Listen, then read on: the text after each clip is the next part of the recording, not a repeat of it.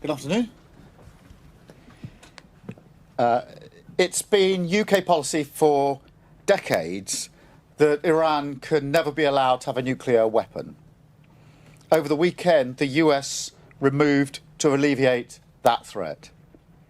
Now, we need to make sure that the ceasefire holds and seize this opportunity to stabilise the region and get Iran back round the negotiating table with the United States. Ultimately, this is how we will ensure a complete, verifiable and irreversible end to Iran's nuclear programme. And we are using every diplomatic lever to support this effort. I'm in close contact with leaders across the region, and yesterday I spoke to the Emir of Qatar to express our solidarity after Iran's reckless attack on the Al Adaya base. While we work to lower the temperature, we will for a moment lose focus on Ukraine, whose people endured further Russian strikes overnight and for many nights consecutively. Nor will we lose focus on the rising threats to Euro-Atlantic security. In the face of those threats, I've long argued that this is the moment to unite, for Europe to make a fundamental shift in its posture, and for NATO to meet this challenge head on. And that is what we have done today. With the UK at the forefront, NATO allies have agreed a new defence investment pledge, raising defence and security spending to 5% of GDP by 2035, making NATO stronger, fairer, and more lethal than ever. This includes military spending, as well as vital investments in our security and resilience, like protecting our cybersecurity and our energy networks. Allies also agreed that because the threats are constantly evolving, we will review this pledge in 2029. The new national security strategy sets out our plans and priorities across these areas. So under the NATO new definitions, we estimate that we will reach at least 4.1% of GDP in 2027, keeping the British people safe and strengthening our leadership in NATO even further. This summit has sent a decisive message to aggressors, and that must be matched by our commitment to Ukraine. And that's why I've announced this week that the UK is providing hundreds more air defence missiles to protect the Ukrainian people, paid for not by the British taxpayer, but with money from frozen Russian assets. Last year, NATO allies pledged 40 billion euros of military aid for Ukraine. This year, Europe, Canada, and our Indo-Pacific partners will match that 40 billion commitment euros again for 2025. We are no longer just talking about burden sharing, we're delivering it in every area. And now we must seize the opportunity this creates to use this investment as a job-creating machine to renew our country, making working people better off and strengthen our security at the same time. So today, as the latest in a series of new investments, I can announce that we will procure at least 12 F-35A fast jets, and we will make these UK aircraft available to bear nuclear weapons if necessary. Our continuous at-sea deterrent has long been declared to NATO alliance. And with this announcement, we're going further in response to growing nuclear threats. It marks the return of the RAF to nuclear deterrence for the first time in 3 decades, presenting the biggest strength of our deterrence posture in a generation. And it will support no less than 20,000 jobs across the United Kingdom. Our commitment to NATO is unshakable, and so is our determination that greater security for our country must go hand in hand with better lives for working people. Thank you. And now I will take some questions from the media, and I think I'm starting with Beth. Beth. Thank you. Prime Minister, you say that you will not lose focus on Ukraine, but there's no condemnation of Russia's war on Ukraine in the joint communique, something that has been in previous statements when Biden was in the White House. Is that because President Trump didn't want NATO to condemn Putin? And are you disappointed by that? And on your welfare bill back home, it's shaping up to be a huge test of your authority. If you can't govern your party, how do you govern the country? Thank you. Well, on the question of Ukraine, the position in NATO has not changed, nor has my position changed. In fact, over the last couple of days, I would say in my discussions with leaders, there's been a real resolve that now is the time to push again to get Putin to the table for the unconditional ceasefire. President Zelensky has, for many weeks now, indicated his willingness to go to an unconditional ceasefire. Now is the time for Putin, who's been dragging his heels, to come to the table. And there's been a lot of discussions with other leaders about seizing that moment to push forward on that initiative. On the question of welfare reform, we're committed to reforming our welfare system. It doesn't work, it traps people, and it has to be reformed. And it also has to ensure that we've got a welfare system that is fit for the future. And that is why there will be a vote, and we will press ahead with the reforms. Thank you. Can I go to Chris Mason? Thank you, Prime Minister. Chris Mason, BBC News. The benefits bill is soaring and will be even if you were to pass these measures that now appear to be in jeopardy. You turned on the winter fuel payment, and now you're talking about the prospect of tens of billions of pounds of extra funding for defence over the next decade, alongside that promise that you have to not put up taxes on those you describe as working people. Are those things in combination really credible? And if I may, opposition to your benefits changes is growing. Are you willing to compromise? Well, let me take the funding position head on, because we made a commitment in our manifesto to raise defence spending to 2.5% during the course of the Parliament. We then brought that forward to 2027, 2028.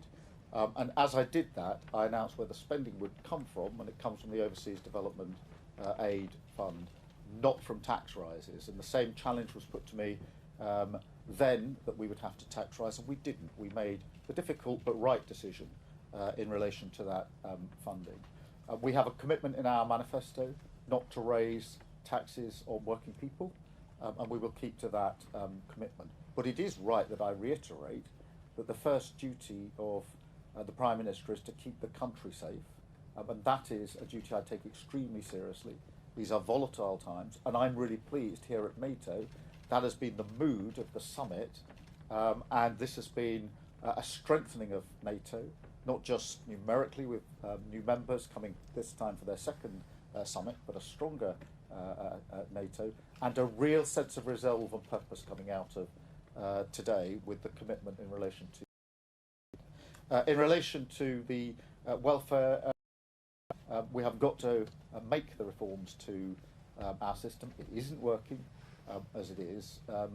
It doesn't work as it stands for people who desperately need help to get into work, or for people who need protection. It is broken. We were elected in to change that which is broken, and that's what we will do, and that's why we will press ahead with reforms. Thank you. That's why we're going to press ahead with the reforms. Catherine from GB News. Catherine. Thank you, Catherine Forster, GB News. Prime Minister, you're making massive pledges on defence going forward into the mid-2030s. But looking at the polls and looking at the number of Labour MPs rebelling at the moment, how confident are you of being around into the next Parliament to implement these plans and also leading Labour into the next election? Thank you. Very confident. We were elected in absolutely. We needed 10 years of a national, a decade of national renewal was what we were elected into with a huge majority. It is really important that I lead from the front and take the long-term decisions about the future of our country. And that is why we've made these defence commitments. We are living in a more volatile world. I think everybody in the country accepts that. We have to rise to that challenge. And it is right that we set it out over a number of years so we get the trajectory right and the balance right. And that's what we're doing. That's what I'm committed to doing. And that's what I'm committed to seeing through. Because that is the fundamental duty of the Prime Minister. I should add that hand in hand with the increased spending on defence goes the investment in jobs in our country. Good, well-paid, secure jobs in defence, measured in the many, many thousands across the country. And when you take into account the supply chains, the small businesses that are going to be involved, then every part of the country will benefit economically from the investment that we are making. And of course, as you would expect, I've had numerous discussions with other leaders here about joint work on procurement, manufacturing and building of capability. And we have a reputation that goes before us as a partner that other countries want to work with, and that will bring even more money into our economy. So I'm very pleased that we are seen in that way by our colleagues and seem to be leading with other countries wanting to work with us.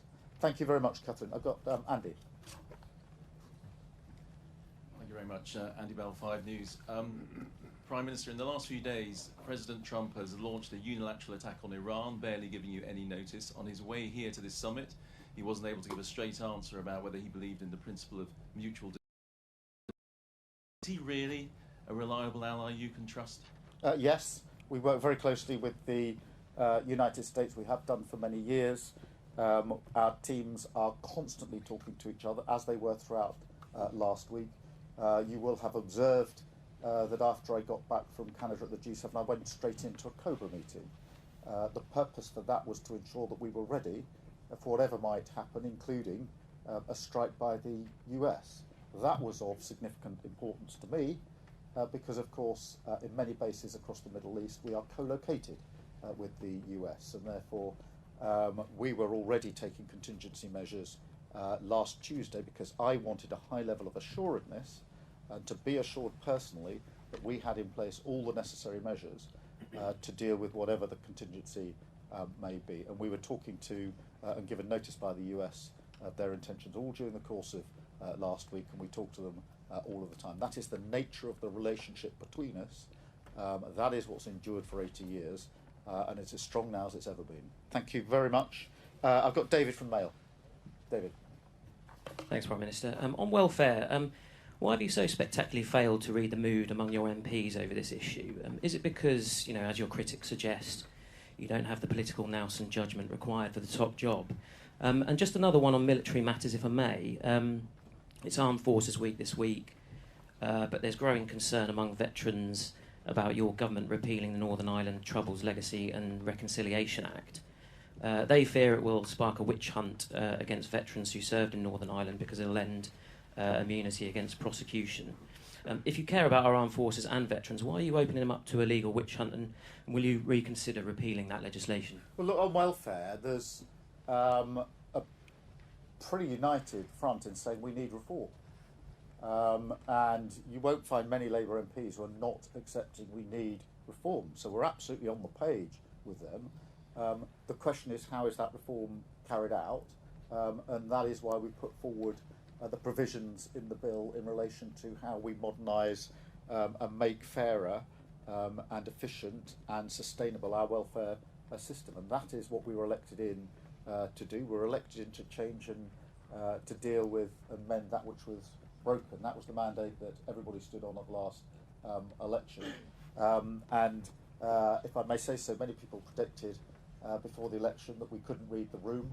We hadn't got the politics right, and we wouldn't win an election after 2019 because we lost so badly. That was the constant charge at me at press conferences like this, and we got a landslide victory. So I'm comfortable with reading the room and delivering the change the country needs. We've got a strong Labour government with a huge majority to deliver on our manifesto commitments, and that's the work that we did over many years to win the election. Now we start the work over many years to change the country. Having changed the party, we now change the country. And is it tough? going? Are there plenty of people and noises off? Yes, of course. There always are, there always have been, there always will be. But the important thing is to focus on the change that we want to bring about. In relation to Northern Ireland, obviously, this is an issue which has been a serious issue for many years. As you know, I worked in Northern Ireland for 5 years, so I know firsthand just how significant and important these issues are. We are in talks and discussions about how we resolve this issue. It's not straightforward, but I hope we can come to a satisfactory outcome.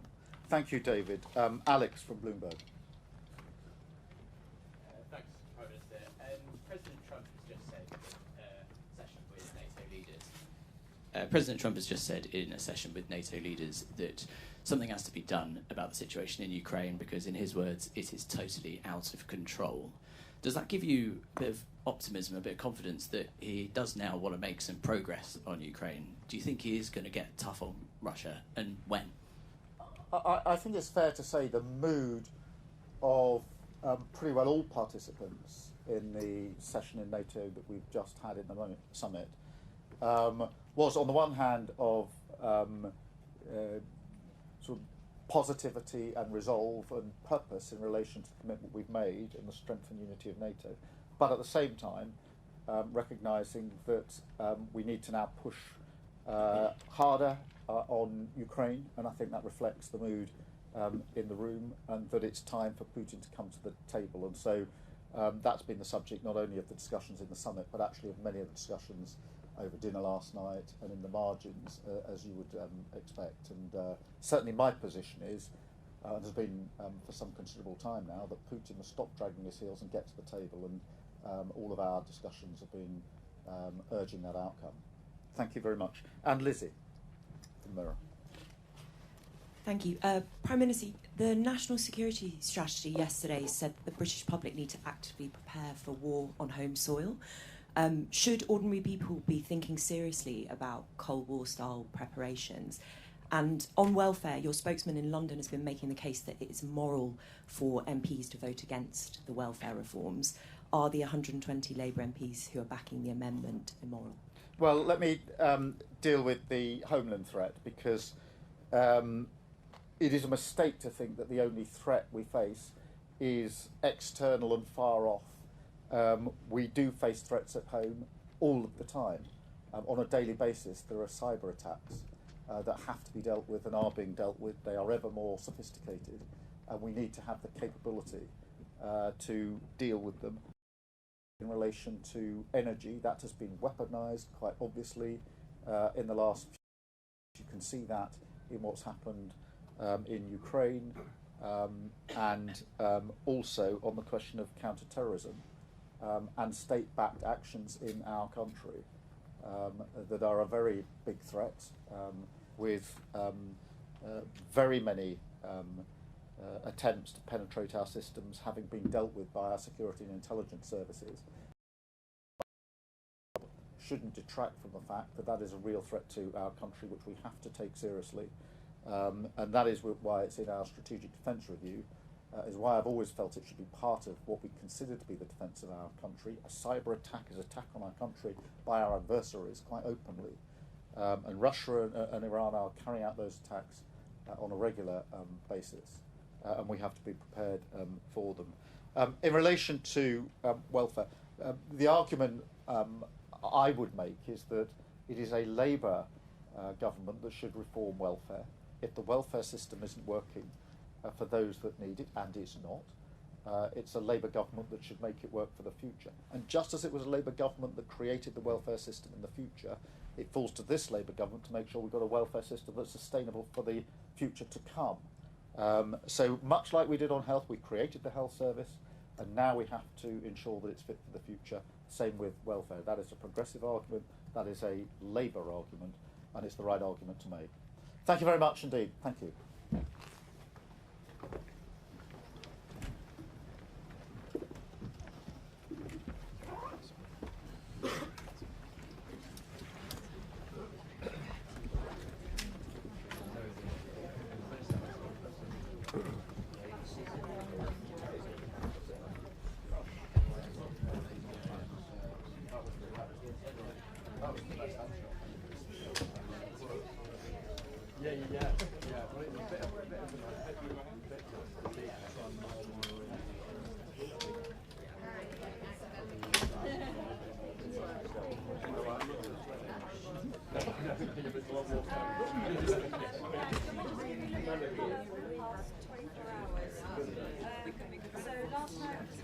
Minister.